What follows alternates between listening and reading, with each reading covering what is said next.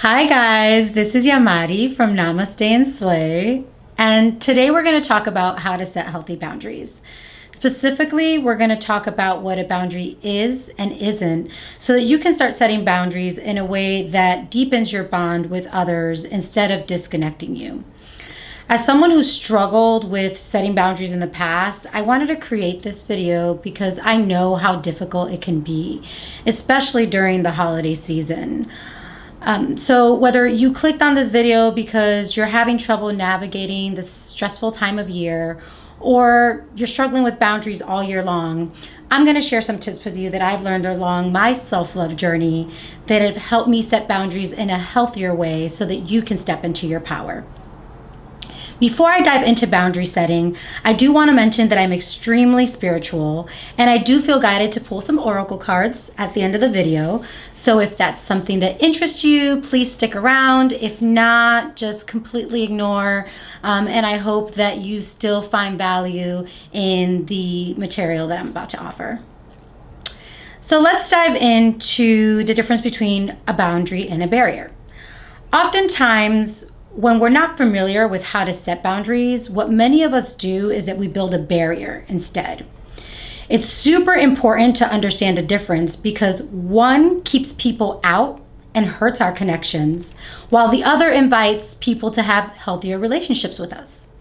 So I want you to think of a boundary as a bridge that's essential for any healthy relationship. A boundary makes clear who we are, what we want, our belief systems, our values, and our limits so that those people around us can navigate it and meet us halfway. Now, what often happens, especially for those of us who've felt like we've been taken advantage of over a period of time, is that resentment starts to build and we feel the need to put our foot down, right? And this is actually guided by the hurt and the pain that we've experienced in the past, and it fuels us. And all of this is fine. Your feelings are completely valid and normal, but the problem is that if you're not setting it from a place of self-awareness, you can end up accidentally setting a barrier instead. So how do you tell the difference? A barrier, like in the literal sense, keeps people out. Right? They don't provide opportunities for us to speak our truth, communicate our needs, or build deeper and healthier relationships with the people that we care about. Not only do they unintentionally shut people out, they also lead to shutting ourselves out from our true desires as well. In other words, the biggest difference between a boundary and a barrier is that one is in tune with your feelings, your desires to have more peaceful, healthy relationships, while the other is very ego-driven. We can often recognize when we're setting a barrier because there's this element of hopelessness tied to it, or a lack of confidence in the fact that you can actually get what you want and need if you just felt comfortable communicating that. There's a little bit of a my way or the highway attitude associated with it. But a boundary is the complete opposite. When we're setting boundaries, we recognize our choice and the other individual's freedom to choose to be in this relationship with us. It's not an ultimatum, it's an invitation. And that person will either respect your needs and values and work with you, or they won't. And if they don't, as painful as it might feel at first, I promise you that if you just have the confidence to push through it, in the end, the peace of mind that you'll gain is totally worth it. From my experience, if someone really wants to be in your life, they'll work with you. Even if that means that they don't understand it at first and they need to step away to temporarily kind of just pull together their thoughts and adjust to your needs. So now that you understand the difference between a boundary and a barrier, let's jump into some of my go-to advice for setting healthier boundaries in your relationships. So tip number one on setting boundaries. If you take away one thing from this video, it should be this. The first step to setting a healthy boundary is acknowledging that your happiness and your emotional well-being is 100% your responsibility. Now I know some of you might hear this and just be like, what the fuck do you mean, right? It's probably going to trigger you. So before you click off of this video, please listen to me closely and have an open mind. If someone is crossing your boundaries, whether it's intentional or not, you're not doing yourself any favors and you're doing them a disservice by not communicating your needs. You have to get comfortable with the idea that you're in 100% control of your happiness. Be willing to step up and take responsibility for how you contribute to your own unhappiness and the dysfunction in the relationship. So if you feel like people are constantly taking advantage of you, no one ever respects you, I want you to take a step back and look at where you need to set boundaries, who you need to set boundaries with, how you're currently trying to set boundaries, if at all, and start recognizing whether it's really a boundary or a barrier. Reevaluate how you can start communicating your needs in a way that makes sense and makes it clear that it's about you. It's not about them. And if someone values your friendship, companionship, whatever it is, they will be willing to meet you halfway. Again, not everyone is going to want to accept your boundaries, and that's okay because, again, it's their choice. Just like it's your choice to associate with people and environments that are toxic to your emotional health. Which leads me to number 2. Make it about you. When communicating your boundaries, make it clear to the other person what your needs, values, and beliefs are. The conversation should serve as a platform for better understanding each other and for helping them understand where you're coming from and why. Don't be afraid to be direct and stand firm in what you need. You don't need to do this in a way that's combative. If someone pushes back on your boundary, let them know that you respect their point of view, but this is what you need right now in this relationship if it's going to work. The conversation should be centered around finding a solution that serves you both. And again, remember what I said in tip number 1. If someone can't respect your boundary, you have to be willing to accept and do what's best for your emotional health and well-being at the end of the day.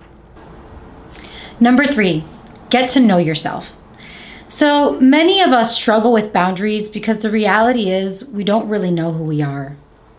We've spent most of our lives trying to live up to other people's expectations, making other people happy, and pleasing others has become our happiness. So we don't even know what fulfills us at the end of the day. It's hard to set a boundary and make your needs clear if you really don't know what they are. So my third piece of advice is to start carving out time daily to get in touch with your desires.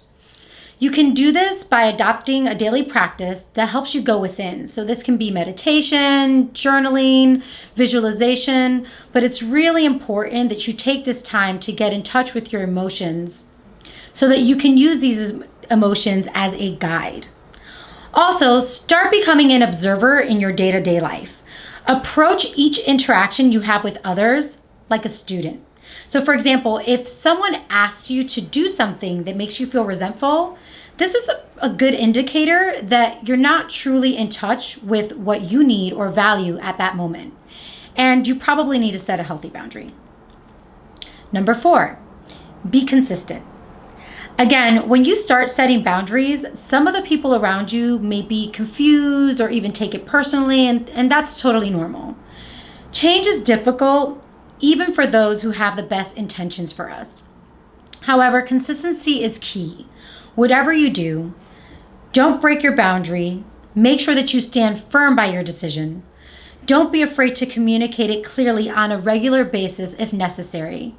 And always make sure that the person on the receiving end understands that you're putting your emotional health first and are willing to take a step back from that relationship if necessary. Now, I should have said this earlier, but guys, if you're in a situation that's dangerous to your well-being, please get out immediately.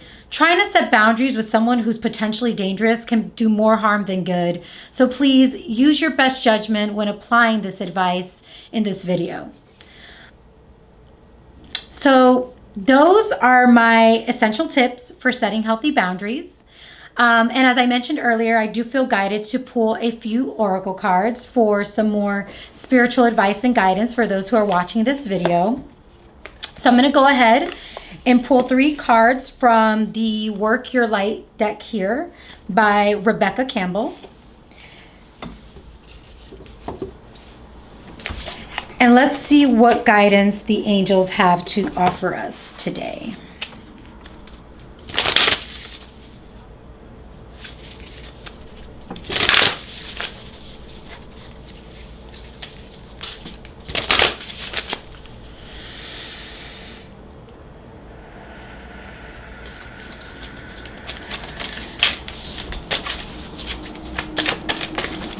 Okay, we got our first one. Just going to pull the other 2 before I dive in.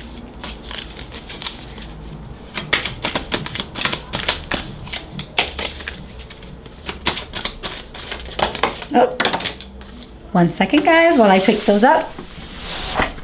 Okay, so I know I said I was going to pull 3 cards, but the angels want to give you 4, so that's what we're going to do. Okay, so let's take a look at these cards.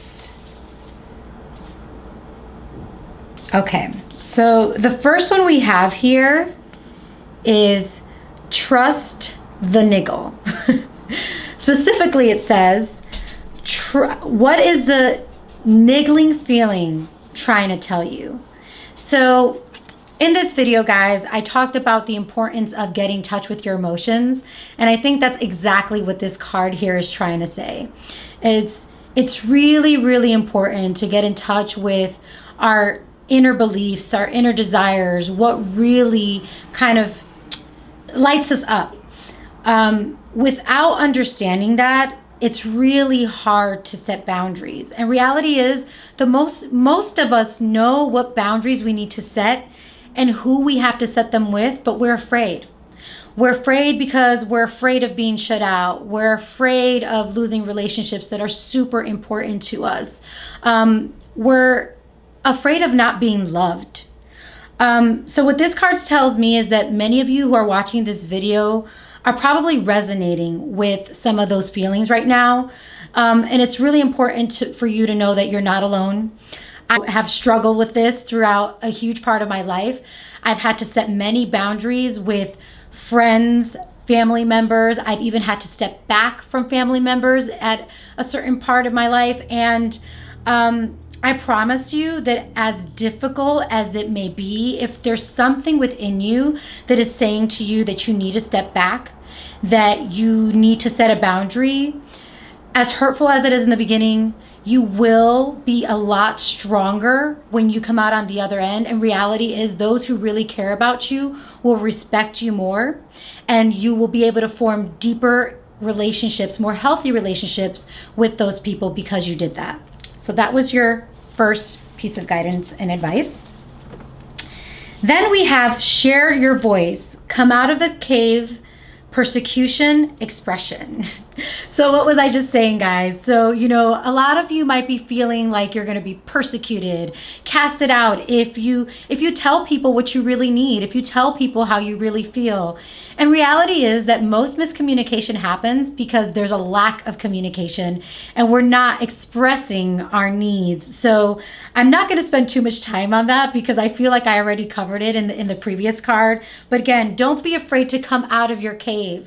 Meaning, don't be afraid to step out of that shell. Be brave and set that boundary. It's okay. Anyone who falls out of your life is meant to fall out of your life. Maybe that they were there for a season or a reason. They already served their purpose, and part of that purpose was to teach you how to set that boundary. So if they fall out of your life, it's gonna be okay.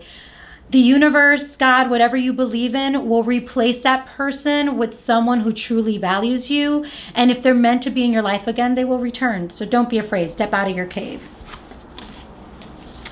The next card that we have is fill up your well. Retreat, rest, refuel.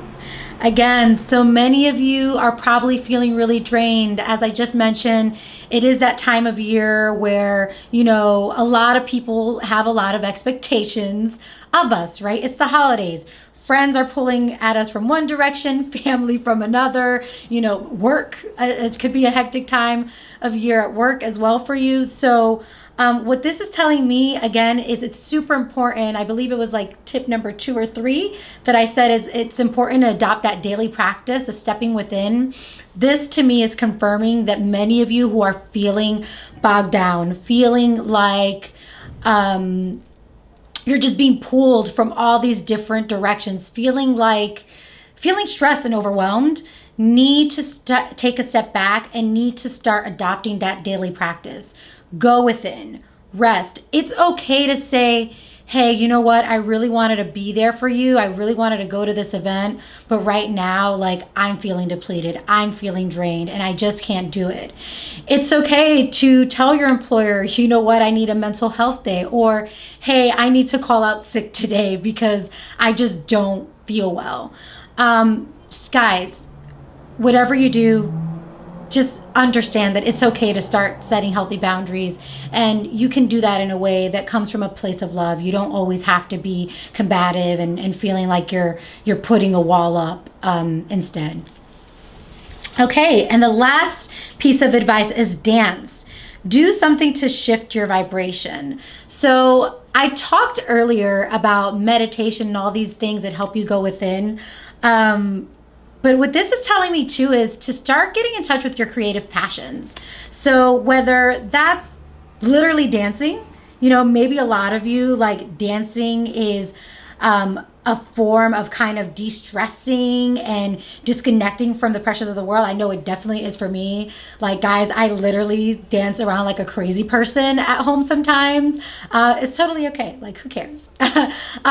So some of you need to step in to some more creative energies. So whether that's, using dance and music to kind of help you get in touch with what makes you happy, or maybe it's arts and crafts, whatever it is that just sparks that creative fuel in you, start doing it today. So what this is telling me is that although you may not always realize it, tapping into creative pursuits gives us the confidence that we need to communicate our desires and needs with others. So if you're not doing that already, dance, you sing, whatever it is that's going to spark that creative juice in you. So that's it, guys. That's my advice. I hope that you found it useful. If you did, please subscribe, share, comment. Let me know what you thought. And share this with others so that they can start stepping into their inner strength as well. Till next time.